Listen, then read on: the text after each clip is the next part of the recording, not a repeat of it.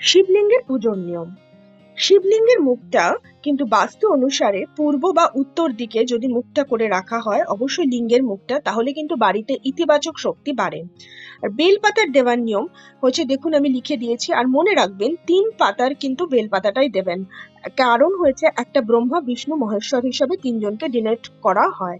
আর কখনোই কোনো ছেঁড়া বেলপাতা মহাদেবকে দেবেন না, তার থেকে যেদিনকে ছেঁড়া বেলপাতা যদি হয়তো আপনাদের কাছে রয়েছে সেটা দেবেন না, এমনিতে বেলপাতা ছাড়াই পুজো দেবেন।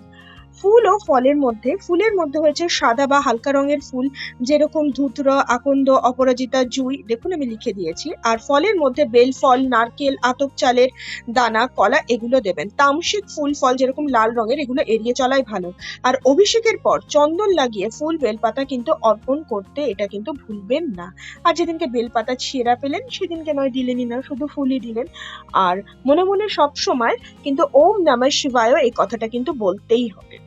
আর যারা যারা বার্থ চার্ট অ্যানালিসিস, বাস্তু বা কুষ্টি, ফোন নাম্বার রেকটিফিকেশনস, নেম কারেকশনস আর ভেহিকল নাম্বার সিলেকশন যারা করাতে চাইছেন, তাদের জন্য বুকিং নাম্বারটা দেখুন নিচে দেওয়া রয়েছে, সেখানে আপনারা হোয়াটসঅ্যাপ করবেন, সব ডিটেলিং বলে দেওয়া হবে। নমস্কার।